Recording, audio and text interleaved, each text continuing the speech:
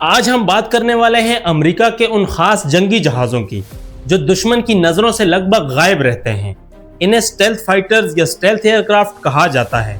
इन जहाज़ों की सबसे बड़ी खासियत यह है कि ये हवा में उड़ते हुए भी दुश्मन के रडार से बच निकलते हैं, यानी आमतौर पर उनकी डिटेक्शन बहुत मुश्किल होती है। ये कोई साइंस फिक्शन या फिल्म की कहानी नहीं बल्कि हकीकत है, और ये एडवांस्ड एयरक्राफ्ट कई सालों से रियल मिशंस में इस्तेमाल हो रहे हैं। सबसे पहले ये समझना ज़रूरी है कि रडार क्या होता है।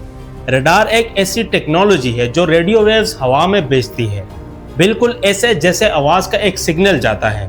जब ये वेव्स किसी ऑब्जेक्ट जैसे कि जहाज़ से टकराती हैं तो वो वापस लौट आती हैं और रडार सिस्टम को ये मालूम हो जाता है कि कोई चीज़ मौजूद है, वो कितनी दूर है और किस रफ्तार से मूव कर रही है।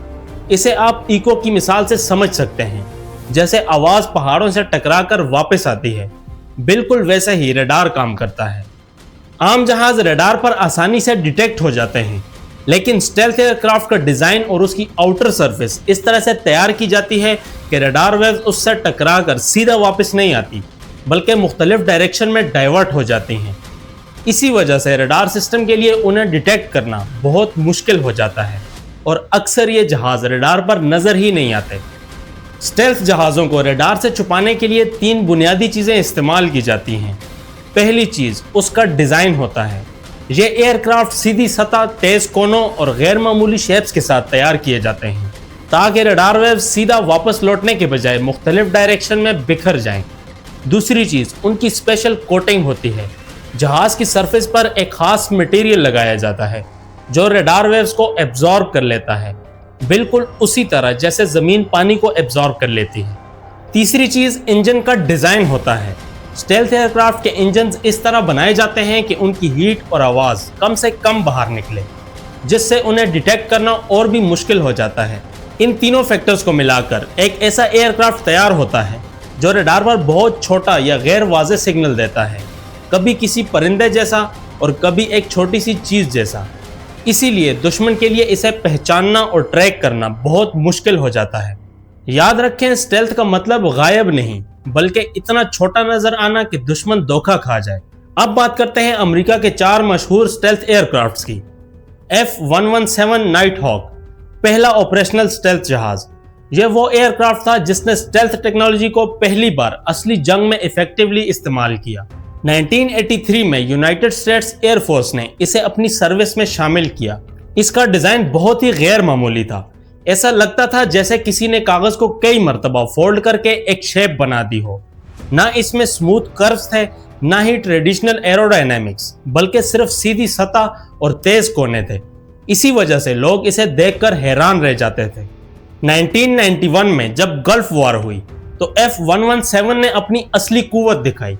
यह जहाज बगदाद के अंदर घुसकर इंतहाई अहम मिलिट्री टारगेट्स पर हमले करता रहा, जबकि इराकी रडार सिस्टम्स उसे डिटेक्ट ही नहीं कर पाए। यह आता, अपना मिशन कंप्लीट करता और खामोशी से वापस चला जाता बिना किसी नोटिस के। यह वाकई दुनिया की फौजों के लिए एक बड़ा सबक था कि मॉडर्न वॉरफेयर में सिर्फ ताकत ही सब कुछ नहीं होती, बल्कि छुपकर काम करना भी उतना ही जरूरी होता है। फिर आता है B-2 spirit stealth bomber. B-2 spirit को देखकर वाकई इंसान हैरान रह जाता है। इस एयरक्राफ्ट की ना ही कोई ट्रेडिशनल नाक होती है और ना ही दुम। ये सिर्फ एक बड़ा सा पंख लगता है जो हवा में उड़ रहा हो। इस डिज़ाइन को फ्लाइंग विंग कहा जाता है। इसका रंग स्याह होता है, जिसकी वजह से यह खास तौर पर रात के वक्त मुश्किल से नजर आता है। B-2 की कैपेबिलिटी भी उतनी ही इंप्रेसिव है जितना उसका डिज़ाइन। यह एक मिशन में तकरीबन 80 छोटे बॉम्ब्स या 16 बड़े बॉम्ब्स कैरी कर सकता है। सबसे ज्यादा हैरत अंगेज बात यह है कि यह 11,000 किलोमीटर तक बिना रुके सफर कर सकता है, यानी अमेरिका से सीधा एशिया तक पहुंच सकता है। इस एयरक्राफ्ट की प्रोडक्शन बहुत लिमिटेड रही, सिर्फ 20 बनाए गए और हर एक की कीमत तकरीबन $2 बिलियन के आसपास है, जिसकी वजह से यह दुनिया के सबसे महंगे एयरक्राफ्ट में शुमार होता है। फिर आता है F-22 Raptor, advance stealth fighter. F-22 Raptor को अगर स्टेल्थ एयरक्राफ्ट की दुनिया का शहजादा कहा जाए तो गलत नहीं होगा। ये सिर्फ रडार से बचने की सलाहियत नहीं रखता, बल्कि इंतहाई तेज और पावरफुल भी है। ये एयरक्राफ्ट आवाज़ की रफ्तार, सुपरसोनिक स्पीड से भी तेज परवाज कर सकता है, और वो भी बिना एक्स्ट्रा फ्यूल जलाए। जिसे आमतौर पर आफ्टर बर्नर कहते हैं। आफ्टर बर्नर यूज करने से जहाज ज्यादा शोर करता है और उसका हीट सिग्नेचर भी बढ़ता है, लेकिन F-22 को इसकी जरूरत ही नहीं पड़ती। इसके अलावा F-22 की मैन्युवरेबिलिटी भी लाजवाब है। यह हवा में बहुत आसानी से तेज टर्न ले सकता है, लूप बना सकता है और टाइट सर्कल में घूम सकता है, बिल्कुल किसी हल्के फुल्के खिलौने की तरह। यह सब इसलिए मुमकिन है क्योंकि इसके इंजन में थ्रस्ट वेक्टरिंग टेक्नोलॉजी होती है, जहां इंजन का रुख मोड़कर जहाज को किसी भी सिमत में घुमाया जा सकता है। यूनाइटेड स्टेट्स के पास तकरीबन 187 F-22 रैप्टर्स हैं और एक दिलचस्प बात यह है कि अमेरिका ने कभी भी इस जहाज को किसी दूसरे मुल्क को एक्सपोर्ट नहीं किया, चाहे वो उसका कितना करीबी अलाय ही क्यों ना हो। इसकी वजह यह है कि इनमें इस्तेमाल होने वाली टेक्नोलॉजी बहुत एडवांस्ड और सेंसिटिव है, जिसे वो किसी और के साथ शेयर नहीं करना चाहते। फिर आता है F-35 lightning II multi role stealth aircraft. F-35 lightning II एक ऐसा एडवांस्ड प्रोग्राम है जिसमें एक ही प्लेटफॉर्म पर 3 मुख्तलिफ स्टेल्थ एयरक्राफ्ट तैयार किए गए। हर वेरिएंट का अपना खास रोल है, लेकिन तीनों रडार से बचने की सलाहियत रखते हैं। पहला वेरिएंट है F-35A, जो आम हवाई अड्डों से ऑपरेट करता है और ट्रेडिशनल रनवेज पर टेक ऑफ और लैंडिंग करता है।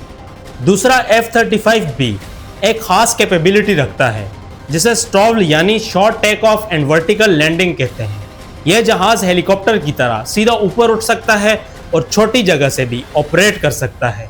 तीसरा वेरिएंट F-35C खासतौर पर एयरक्राफ्ट कैरियर्स के लिए डिजाइन किया गया है, ताकि यह समंदर में मौजूद एयरक्राफ्ट कैरियर से आसानी से उड़ान भर सके।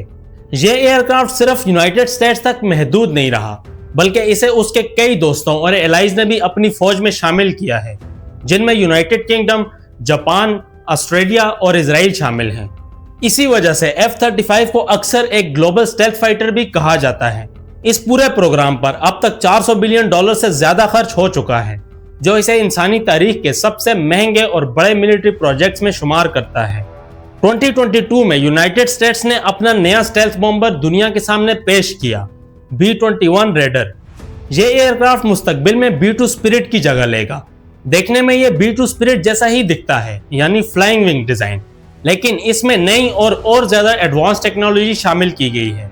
कहा जाता है कि B-21 पहले से भी ज्यादा स्टेल्थ होगा, यानी रडार से बचने की उसकी सलाहियत और बेहतर होगी। साथ ही यह मुस्तकबिल के एडवांस्ड और तेज तरीन हथियार भी कैरी करने की कैपेबिलिटी रखेगा। इसके साथ साथ एक और अहम प्रोग्राम भी चल रहा है, जिसे नेक्स्ट जनरेशन एयर डोमिनेंस कहते हैं। यह प्रोजेक्ट आने वाले वक्त में लॉकहीड मार्टिन F-22 रैप्टर की जगह लेगा और उम्मीद की जा रही है कि यह दुनिया का पहला 6th जनरेशन फाइटर एयरक्राफ्ट होगा। अब आपके दिमाग में सवाल आ रहा होगा कि यह सब क्यों जरूरी है। शायद आप सोचेंगे यह सिर्फ जहाज़ों की बात है, लेकिन असल में बात इससे काफ़ी आगे जाती है। ये एयरक्राफ्ट सिर्फ हथियार नहीं, बल्कि एक स्ट्रॉन्ग पैगाम होते हैं। जब किसी मुल्क को यह पता हो कि यूनाइटेड स्टेट्स के पास ऐसी टेक्नोलॉजी मौजूद है जो नज़र भी नहीं आती और फिर भी निशाना बना सकती है, तो वो कोई भी कदम उठाने से पहले 2 बार सोचेगा। इसी कॉन्सेप्ट को डेटरेंस कहा जाता है, यानी डर के जरिए जंग को रोकना। दूसरी तरफ बाकी ताकतें भी पीछे नहीं हैं। रशिया ने सुखोई Su-57 डेवलप किया है, जबकि चाइना ने चेंगडू Jet-20 बनाया है। दोनों को स्टेल्थ फाइटर के तौर पर पेश किया जाता है, लेकिन फिर भी आमतौर पर माना जाता है कि अमेरिका इस फील्ड में ज्यादा आगे है, क्योंकि उसने स्टेल्थ टेक्नोलॉजी पर काम लगभग 40 साल पहले से शुरू कर दिया था। आज की हवाई जंग आंखों से कम और स्क्रीन, सेंसर्स और कंप्यूटर के जरिए ज्यादा लड़ी जाती है, और स्टेल्थ टेक्नोलॉजी इस पूरी गेम का सबसे पावरफुल ट्रम्प कार्ड बन चुका है। अमेरिका के स्टेल्थ जहाज दुनिया की सबसे बड़ी गायब होने वाली ताकत है। नजर नहीं आते, मगर पूरी दुनिया को पता है कि हैं। अगर आपको ये वीडियो इन्फॉर्मेटिव लगी तो लाइक, शेयर और सब्सक्राइब जरूर करें। Thanks for watching. मिलते हैं नेक्स्ट एपिसोड में।